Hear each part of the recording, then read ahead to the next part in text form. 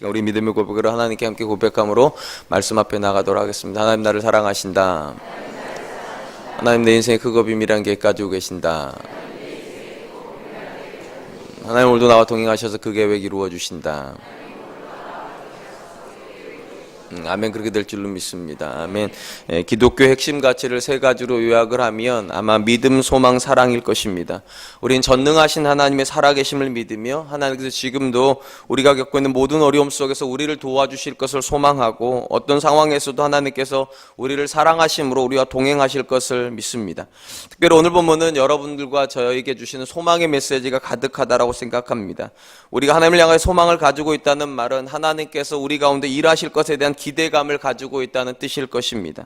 사도 바울은 성도가 소망을 가지고 있다는 것이 얼마나 중요한지 이렇게 말을 합니다. 로마서 12장 12절에 소망 중에 즐거워하며 환난 중에 참으며 기도에 항상 힘쓰라. 사실 우리가 살아가는 일상의 삶은 우리를 기쁘게 하는 일보다 슬프게 하고 심지어 분노케 하는 일들이 더 많이 일어나는 현장입니다. 우리가 열심히 기도하지만 하나님께서 기도의 응답에 즉각적이지 않으시고 우리가 계속 살펴보고 있는 대로 믿음대로 살고 있는 의인보다 악을 행하는 악인들이 더 형통한 것이 사실입니다. 그런데 이런 세상에서 어떻게 성도가 낙심하지 않고 심지어 기뻐하고 감사할 수 있습니까? 바울은 성도의 삶 속에 소망이 있다면 그는 모든 처한 상황에서 감사할 수 있고 즐거워할 수 있다, 그렇게 이야기를 합니다. 그렇다면 성도가 하나님 안에서 가지는 소망의 본질은 무엇입니까? 일단 이 소망의 출발점은 우리가 하나님께 드리는 믿음의 고백입니다. 우리는 전능하신 하나님께서 살아계시다는 사실을 믿고 이것을 소망의 근거로 삼습니다. 하나님이 살아계시기 때문에 하나님께서 우리의 기도를 들으실 것입니다. 하나님께 우리의 기도를 들으실 뿐만 아니라 오늘도 깨어 일어나셔서 그분의 백성들을 보호하실 것을 우리는 소망합니다. 그러나 하나님께서 살아계시다는 사실이 그 자체로 우리에게 소망이 될 수는 없습니다. 만약 살아계신 하나님께서 우리에게 무관심하시다면 그분의 살아계심이 우리와 아무런 상관이 없을 것이기 때문입니다. 근데 히브리서에서 우리가 발견하는 하나님은 그분의 자녀들에게 무관심하신 분이 아니십니다. 그분의 자녀들에게 관심이 있을 뿐만 아니라 그 자녀에게 능력 베푸시기를 기뻐하시는 하나님이라 그렇게 말을 합니다. 히브리서 11장 6절 믿음이 없이는 하나님을 기쁘시게 하지 못하나니 하나님께 나아가는 자는 반드시 그가 계신 것과 또한 그가 자기를 찾는 자들에게 상 주시는 자이심을 믿어야 할지니라. 히브리서 기자는 믿음의 본질은 하나님의 살아계심을 믿을 뿐만 아니라 그 살아계신 하나님이 자기를 찾는 자들에게 상 주시는 자이심을 믿어야 된다라고 말을 합니다. 무슨 말입니까? 하나님은 찾는 자에게 그냥 너 찾아라 하고 내버려 두지 않으신다는 거예요. 찾는 자에게는 반드시 하나님 살아계심의 증거를 보여주시는, 하나님의 사랑의 증거를 보여주시는 분이라는 것입니다. 그런 점에서 우리가 하나님을 향해서 소망을 가지고 있는 이유는 하나님께서 살아계시기 때문이기도 하지만 그 하나님께서 저와 여러분을 아신다 믿기 때문입니다. 이 새벽에 나오신 분은 특별히 더 아실 줄로 믿습니다. 그래도 아멘 안 하시는 분이 계시네. 사랑하는 성도 여러분, 하나님께서 저와 여러분을 아실 뿐만 아니라 저와 여러분들 위해서 일해 주시고 저와 여러분들을 붙잡아 주실 줄로 믿습니다. 그렇기 때문에 우리가 실패해도 소망이 있습니다. 하나님은 실패하지 않으실 거니까.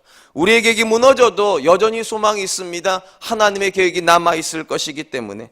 그러므로 사랑하는 성도 여러분, 저는 하나님 살아계심을 믿을 수 있기를 축원드립니다. 정말로 그럴 수 있기를 원합니다. 또한 하나님께서 내 삶에 능력을 베풀어 주시고 오늘도 더 많이 베풀어 주시기를 기뻐하는 분이라는 사실도 믿을 수 있기를 축원드립니다. 결국 이 믿음의 고백이 우리가 하나님을 향하여 가지는 소망의 뿌리가 됩니다. 하나님께서 때때로 우리로 하여금 우리를 향하여 침묵하시는 것 같은 상황을 지날 때도 있습니다. 그래서 고통이 길어지는 것처럼 느껴질 수도 있습니다. 그러나 하나님께서 우리를 아신다면 그분의 때가 되면 어김없이 하나님은 우리를 위하여서 일하여 주심으로 하나님께서 우리를 사랑하신다는 증거를 보여주실 줄로 믿습니다. 그렇다면 우리가 하나님께서 내 삶에 살아계시고 그리고 나를 향하여서 일하여 주신다라고 하는 기대감을 가지고 있다면 어떻게 살아야 하겠습니까? 오늘 우리가 읽은 본문 말씀은 이 믿음의 고백을 가지고 소망 중에 살아가는 성도가 마땅히 살아야 되는 삶의 모습을 교훈하여 줍니다. 먼저 시인은 이렇게 선언합니다. 32절 33절 악인이 의인을 엿보다 살해할 기회를 찾으나 여호와는 그를 악인의 손에 버려두지 아니하시고 재판 때도 정죄하지 아니하리로다. 시인이 하나님께 소망을 두고 있는 성도들을 향하여 첫 번째 하는 권면은 낙심하지 말라는 것입니다. 상식적으로 생각을 해보면 악인들이 그들의 형통을 근거로 하여 힘을 가지고 의인들을 맹렬하게 핍박을 할 때 어떻게 낙심하지 않을 수가 있겠습니까? 근데 신이 이렇게 말을 합니다. 하나님께 소망을 두고 있으면 절대로 낙심할 수 없다고. 왜냐하면 악인들이 의인의 죽고 사는 것을 결정하는 자들이 아니기 때문이랍니다. 거기 보면 이렇게 되어 있지 않습니까? 여호와는 그를 악인의 손에 버려두지 아니하시고, 하나님은 악인이 의인을 핍박하는 건 허용하실지 몰라도 절대로 버리시지는 않으신답니다. 어제도 말씀드렸잖아요. 넘어지는 일은 있을 수 있지만 영원히 엎어지는 일은 없습니다. 왜냐? 하나님께서 버리지 않으시니까. 이 믿음의 고백이 저와 여러분의 고백이 될 수 있기를 축원드립니다. 다윗이 성도가 하나님을 향해서 가지는 이 소망이 얼마나 강력한 힘이 되는지 또 다른 시편에서 이렇게 말을 합니다. 시편 56편 11절, 내가 하나님을 의지하였은즉 두려워하지 아니하리니 사람이 내게 어찌하리이까. 참 근사한 고백이에요. 사람이 내게 어찌하리이까. 왜냐하면 하나님은 사람에게 우리 운명을 맡긴 적이 없으시니까. 우리의 모든 운명, 죽고 사는 건 오직 하나님이 결정할 줄로 믿습니다. 넘어지는 것도 하나님이 결정하실 줄로 믿습니다. 오늘은 아멘을 많이 해야 돼요. 마지막 끝날에는 은혜가 많다니까요. 사랑하는 성도 여러분, 우리가 사는 세상에는 마치 내 인생의 운명을 자신들이 결정할 것처럼 그렇게 강력한 힘을 가지고 우리를 협박하는 존재들이 분명히 있습니다. 그러나 두려워하지 마시기 바랍니다. 성도의 삶의 주권은 절대적으로 하나님께 있습니다. 여러분 자녀의 실패와 성공도 절대적으로 하나님 손에 있습니다. 여러분의 가정의 형통과 불행의 절대적인 권세도 하나님께 있습니다. 우리 교회가 죽고 사는 권세도 하나님께 있는 줄로 믿습니다. 오직 성도가 죽고 사는 모든 것, 그리고 걸어가는 모든 걸음이 하나님께 있다는 걸 믿는 사람은 절대로 낙심하지 않습니다. 아무리 강력한 힘의 앞에 서 있을지라도 사람이 내게 어찌하리이까. 하나님이 내 인생의 주권자이십니다. 하나님이 내 인생의 힘이십니다. 이것이 저와 여러분들의 믿음의 고백이 되어야 될 줄로 믿습니다. 사단이 성도의 삶에서 가장 보고 싶어하는 모습은 그들의 위협 앞에서 두려워 떠는 모습이라면, 하나님께서 우리에게 가장 보고 싶어 하시는 모습은 삶의 주권이 하나님께 있다는 믿음을 가지고 담대한 것인 줄로 믿습니다. 그러므로 2015년에 어떤 문제 앞에 서시든지 이렇게 말씀하실 수 있기를 축원드립니다. 사람이 내게 어찌하리이까. 한 번만 연습해 볼까요? 저를 따라하겠습니다. 사람이 내게 어찌하리이까. 사랑하는 성도 여러분, 하나님 절대 우리를 포기하지 않으십니다. 여러분을 포기하지 않으십니다. 아무리 강력한 힘을 가지고 있을지라도 하나님께서 악인에게 우리를 맡기신 적이 없습니다. 이것이 우리의 소망인 줄로 믿습니다.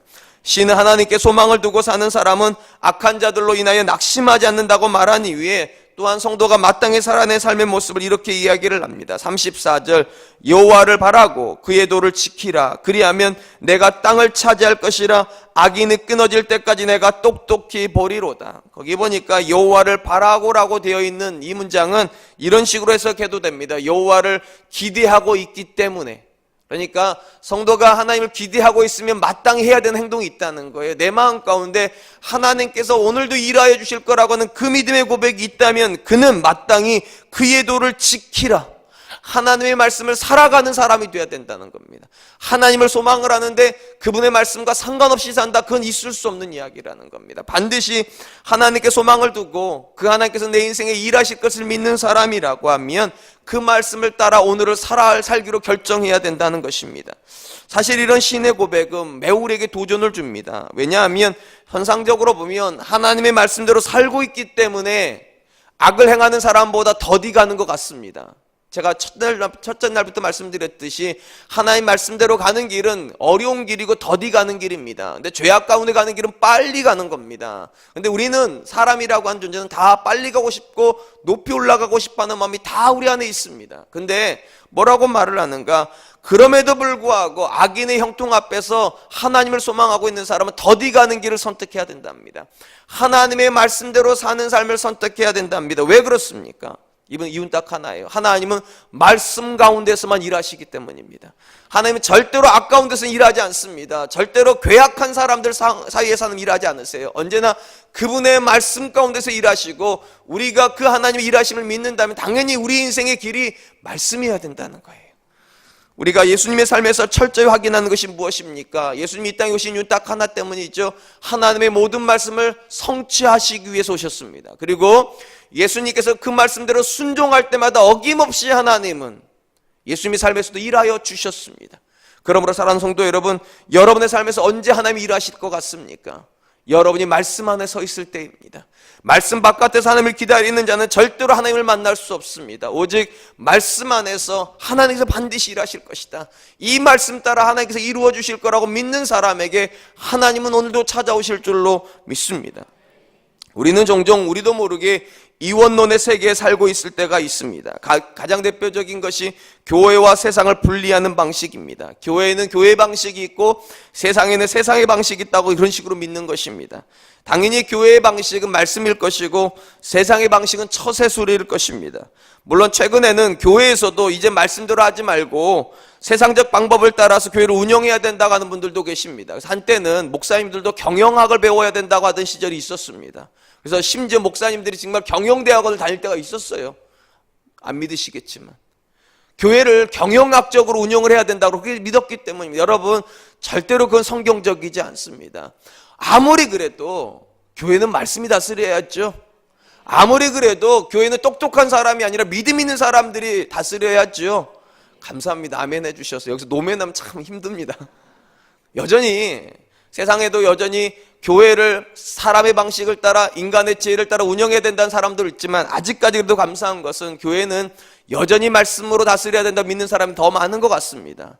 근데 여기에다가 아멘을 하지만 막상 삶의 현장에 들어가 버리면 교회하고 전혀 다른 방식으로 사는 분들이 계십니다. 교회에서는 신실한 믿음의 사람인데 막상 삶의 현장에 뛰어들어 버리면 처세술에 능한 사람들도 정말로 많이 나옵니다. 왜 그렇습니까? 이원론에 붙잡혀 있기 때문입니다. 교회는 하나님이 다스리지만 세상은 하나님 다스리지 않는다라고 믿는 것처럼 사는 사람들이 있습니다. 그러나 여러분, 이것은 오늘 하루 이틀 된 문제는 아닙니다. 여러분, 마귀가 예수님을 시험했을 때 이 마귀도 정확하게 이원론적 관점에서 예수님을 시험을 했습니다. 예수님을 세상 다 보이는 곳에다 세워놓고 뭐라고 유혹을 했습니까? 이렇게 유혹을 하죠. 마태복음 4장 8절로 9절, 마귀가 또 그를 데리고 지극히 높은 산으로 가서 천하만국과 그 영광을 보여 이르되 내게 엎드려 경배하면 이 모든 것을 내게 주리라.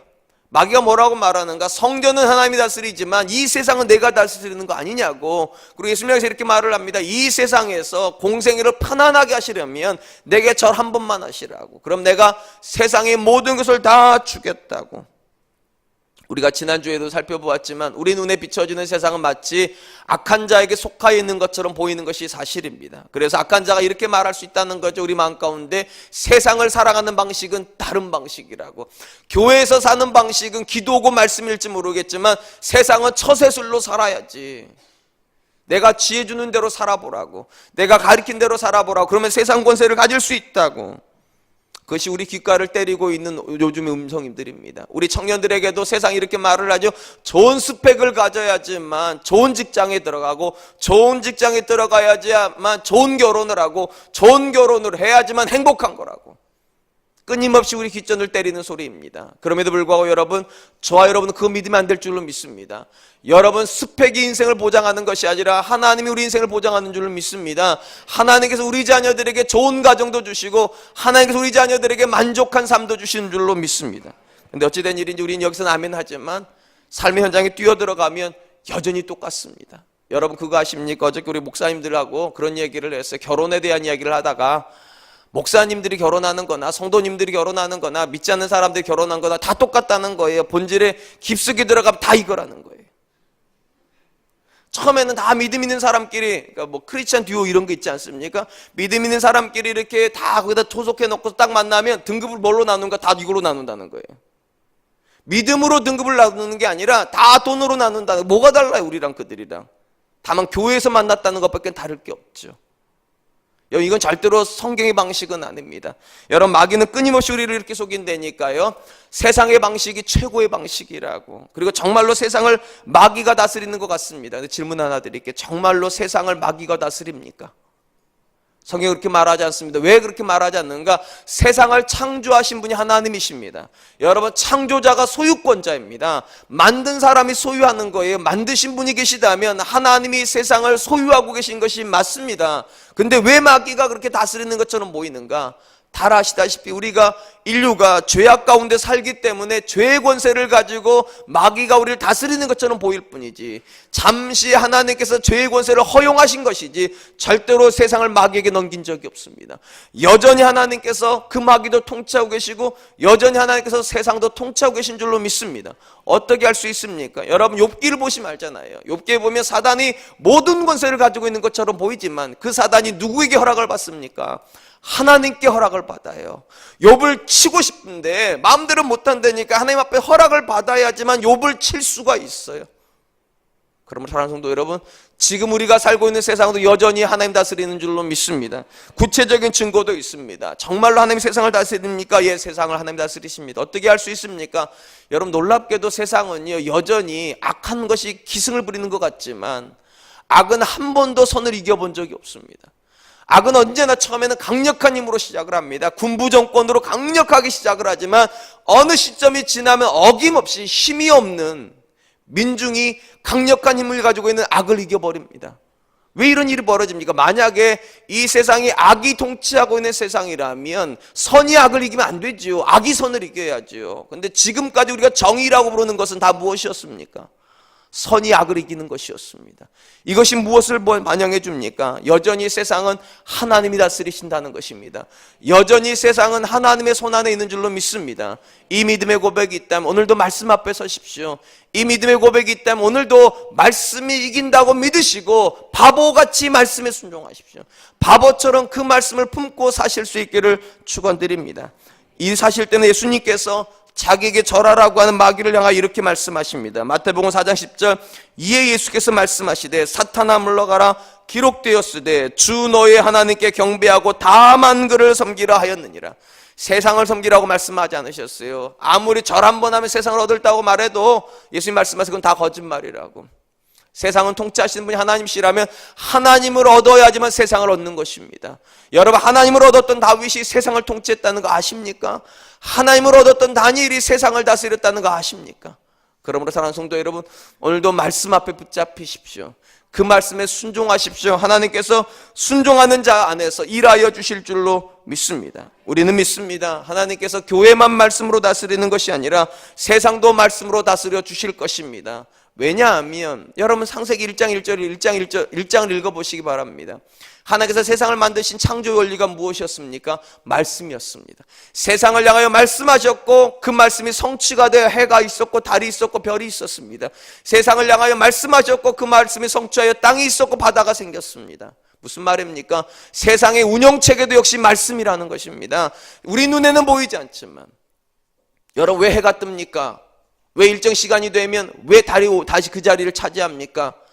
말씀 때문이에요. 하나님께 말씀으로 그렇게 명령해 놓았기 때문에 세상은 그 명령에 순종하고 있을 뿐입니다. 왜 사계절이 바뀝니까? 왜 여름 다음에 바로 겨울로 못 갑니까? 말씀이 그렇게 선포해 놓았기 때문이잖아요.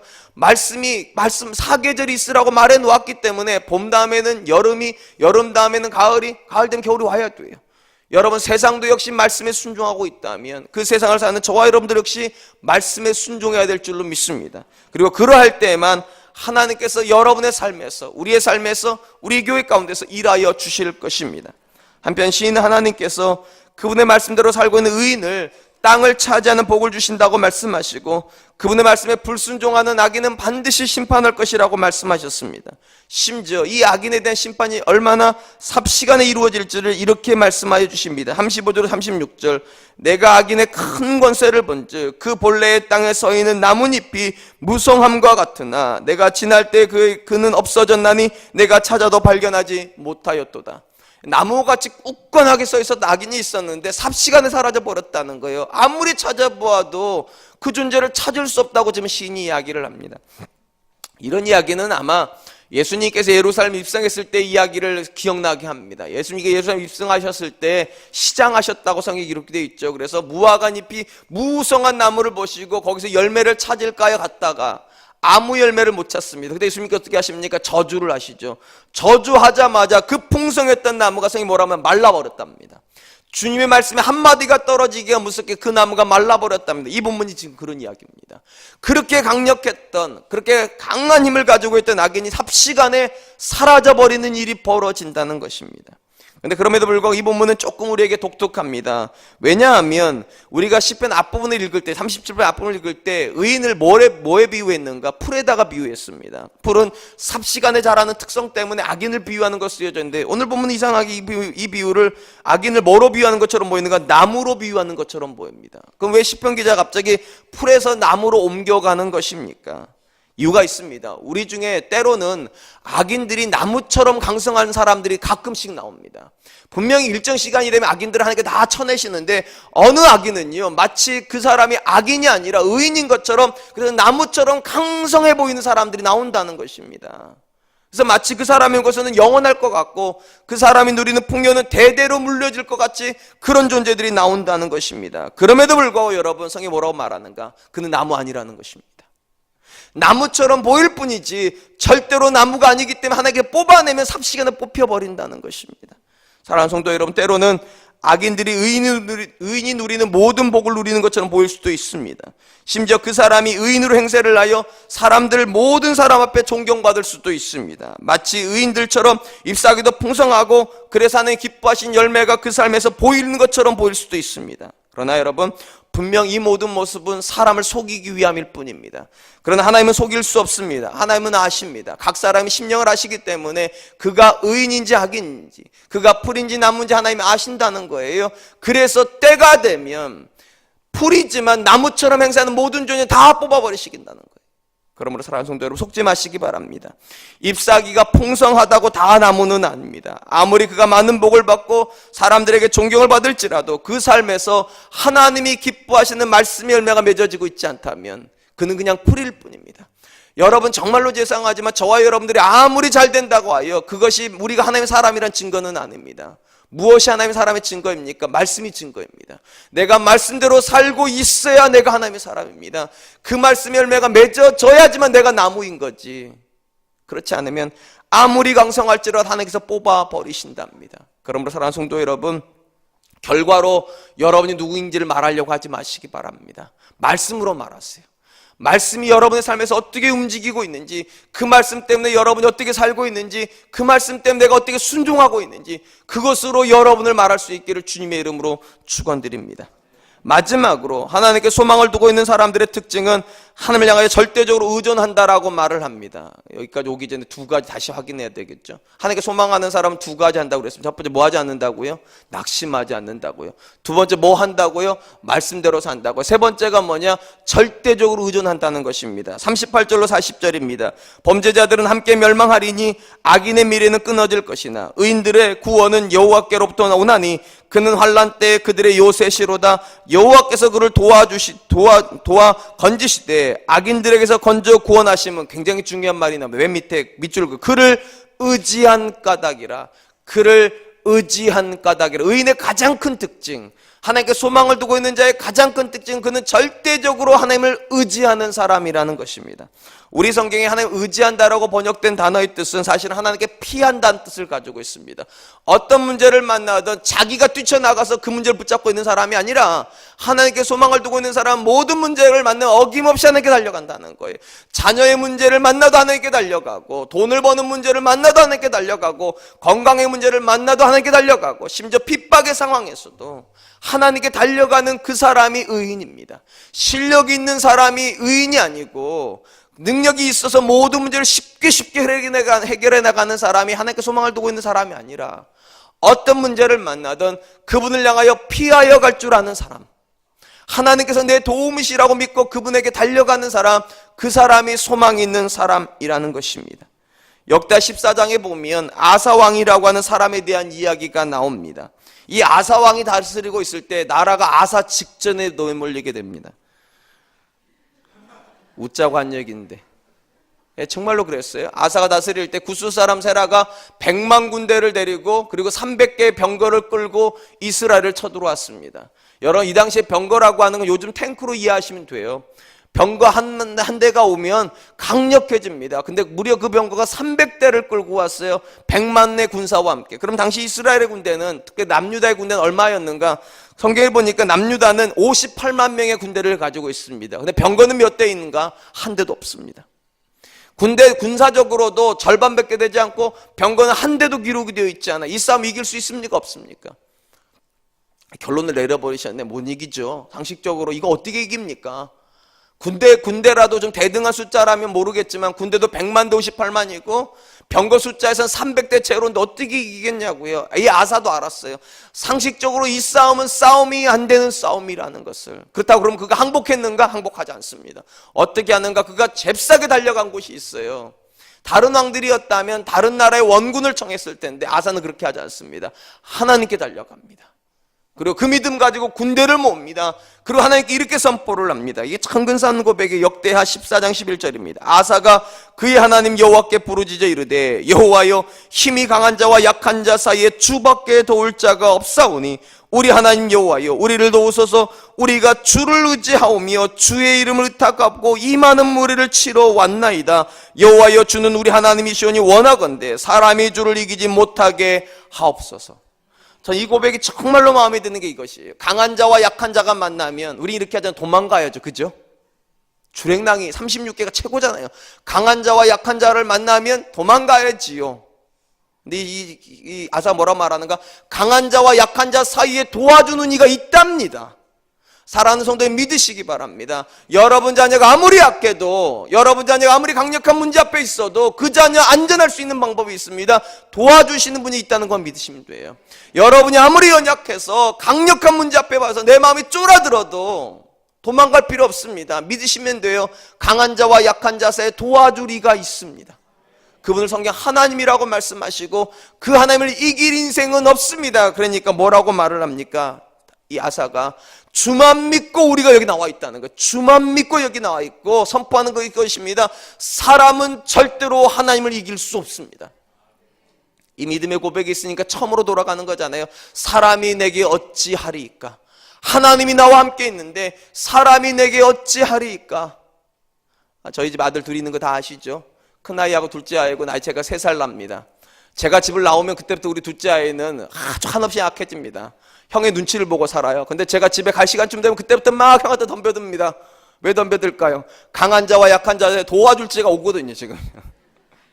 우리 둘째 기가 막히게 알아요. 아빠가 자기를 좋아한다는 걸. 그리고 형이 자기 때리면 굉장히 싫어한다는 걸. 참 이상하게 해가요. 제가 나갈 때가 되면 힘이 빠지고 들어올 때면 힘이 막 나는 거예요. 아빠 온다고. 사랑하는 성도 여러분, 여러분 인생에 하나님 계십니까? 어떻게 합니까? 어떻게 알아요? 하나님이 여러분 인생에 들어오면 없던 힘도 생겨야죠. 하나님 나와 함께 계시면 골리앗 앞에서도 담대하게 다윗처럼 선포해야 되는 거 아니에요? 너는 칼과 창과 단창으로 내게 나오고 나는 만군의 여호와 이름으로 내게 나간다고.